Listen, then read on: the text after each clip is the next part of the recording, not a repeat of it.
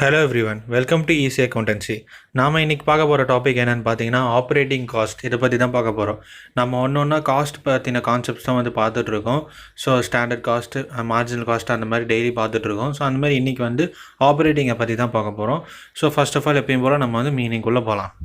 So meaning என்னென்னு பார்த்தீங்கன்னா, it's a method of costing designed to ascertain and control the cost of services. அதாவது இது deal பண்ணுற concept என்னென்னு பார்த்தீங்கன்னா, not a product, it's deals upon the services. ஓகேங்களா? இப்போ ஒரு கம்பெனி இருக்குதுன்னு வச்சிங்களா, அவங்க ஒன்று பொருளை விற்று இது கன்சியூமர்கிட்ட பொருளை விற்று சம்பாதிப்பாங்க. இன்னொரு செட் ஆஃப் கம்பெனிஸ் என்னென்னா சர்வீஸ் ரெண்டர் பண்ணுறது. அவங்க பொருளாக ஒரு விசிபிளான ஒரு பொருளாக ஜனங்க கிட்ட விற்று காசு வாங்க மாட்டாங்க. But they provide some services to the customers and then return back the money. So இந்த கான்செப்டில் யாரெலாம் ஒர்க் பண்ணுறாங்களோ, யாரெலாம் சர்வீஸ் ரெண்டர் பண்ணுறாங்களோ, இவங்க எல்லாருக்கும் பொருந்துகிற ஒரு கான்செப்ட் தான் காஸ்டிங் கான்செப்ட் தான் இந்த operating cost concept. So next பார்த்தீங்கன்னா, those industries or organizations which do not produce any products but render some services to the customer. Okay, இதுதான் நான் இப்போ மேலே சொன்னது. நெக்ஸ்ட்டு போயிடலாம். Operating costing actually is a unit costing as applied to the cost of services.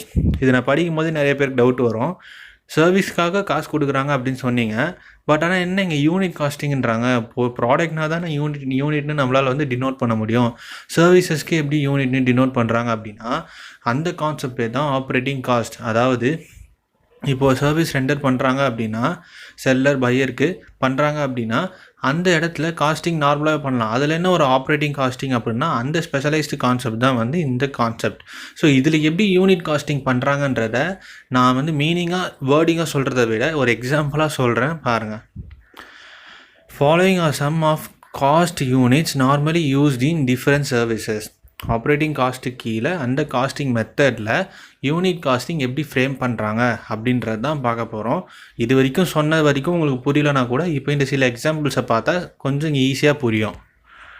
Cinema theatre, ஒரு பர்சனுக்கு ஒரு ஷோவில் ஒரு பர்சனுக்கு ஒரு டிக்கெட் தராங்களா, அப்போ அந்த இடத்துல ஒரு யூனிட்னு வருதுங்களா? ஸோ அந்த இடத்துல ஒரு யூனிட் காஸ்டிங் வருது இல்லை.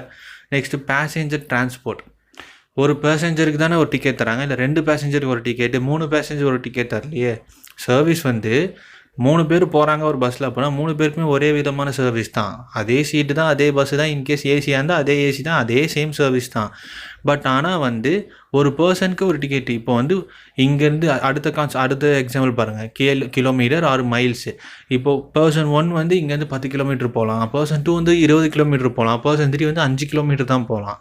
பட் ஆனால் அந்த கண்டக்டர் அதே ஏசி, அதே சீட்டு, அதே பஸ்ஸுன்றதுனால ஒரே மாதிரியான அமௌண்ட் வாங்க முடியாது. It's various depends upon the kilometre he extent. ஓகேங்களா? ஸோ இதை பேஸ் பண்ணி தான் பேசஞ்சர்ஸ்க்கான டிக்கெட் காஸ்ட் ஃப்ரேம் பண்ணுறாங்க. ஸோ இதுதான் யூனிட் காஸ்ட்டுக்கான பெஸ்ட் எக்ஸாம்பிள்.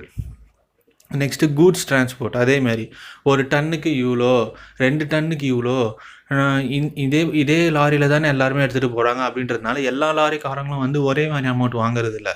எவ்வளோ டன்னை நீங்கள் ஏற்றுறீங்க, அந்த டன்னை எவ்வளோ கிலோமீட்டருக்கு எடுத்துகிட்டு போகிறீங்க அப்படின்ற சில நிறைய கான்சிக்வன்சஸை கால்குலேட் பண்ணி தான் அவங்க ஃப்ரேம் பண்ணுவாங்க. நல்லா பார்த்துக்கோங்க. இந்த 2 எக்ஸாம்பிள் ரொம்ப ரொம்ப இம்பார்ட்டன்ட். சினிமா தியேட்டரை விட இது 2 ரொம்ப இம்பார்ட்டண்ட்டான எக்ஸாம்பிள். ஒரு பேசஞ்சருக்கோ இல்லை ஒரு டன்னுக்கோ எவ்வளோ கிலோமீட்டர், எவ்வளோ மைல்ஸ் ட்ராவல் ஆகுது அப்படிங்கிறத கால்குலேட் பண்ணி தான் யூனிட் காஸ்டிங் இந்த ஆப்ரேட்டிங் காஸ்டிங்கிற கான்செப்டில் ஃப்ரேம் பண்ணுறாங்க. ஹாஸ்பிட்டல்ஸு, ஒரு பேஷண்ட்டுக்கு இவ்வளோ ஃபீஸு, இல்லை ஒரு பெட்டுக்கு இவ்வளோ ஃபீஸு, இத்தனை நாள் இவ்வளோ ஒரு பெட்டில் இத்தனை நாள் இருக்காங்கன்னா அதுக்கு அவ்வளோ ஃபீஸு, ஆர் ஒரு டேக்கு அங்கே தங்கி இருந்து பார்த்துக்குறாங்கன்னா அதுக்கு ஃபீஸ், அந்த மாதிரி. ஸோ இந்த மாதிரி சர்வீசஸ்லேயும் சில யூனிட் பேஸ்டு காஸ்டிங் கான்செப்ட்ஸ் இருக்குது. அது ஆப்ரேட்டிங் காஸ்டிங் அப்படின்னு சொல்கிறாங்க. ஸோ இதுதான் ஆப்ரேட்டிங் காஸ்டிங்கான concept, meaning, explanation and also some examples. So இந்த கான்செப்டில் ஏதாவது மிஸ்டேக் இருக்குது அப்படின்னா நான் திருத்திக்கிறேன். நீங்கள் கமெண்ட் செக்ஷனில் லீவ் பண்ணுங்கள். அண்ட் ஆல்சோ இல்லை ஏதாவது புரியலைனாலும் கமெண்ட் செக்ஷனில் லீவ் பண்ணுங்கள். உங்களுக்காக கமெண்ட் செக்ஷன் என்றைக்குமே ஓப்பனாக இருக்கும். ஸோ அதில் நீங்கள் உங்கள் டவுட்ஸை கிளாரிஃபை பண்ணிக்கலாம்.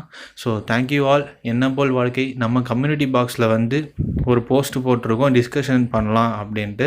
ஸோ அதில் நீங்கள் எப்போ வேணாலும் ரிப்ளை பண்ணலாம். அது எப்பயுமே ஓப்பனில் தான் இருக்கும். அதில் ஏதாவது டவுட் இருந்ததுன்னா அந்த லாஸ்ட்டாக போட்டிருக்க அந்த போஸ்ட்டில் நீங்கள் ரிப்ளை பண்ணி நீங்கள் பண்ணிக்கலாம். உங்களோட டவுட்ஸை கிளாரிஃபை பண்ணிக்கலாம். எப்போ வேணாலும் நான் டவுட்டாக கிளாரிஃபை பண்ணுவேன்.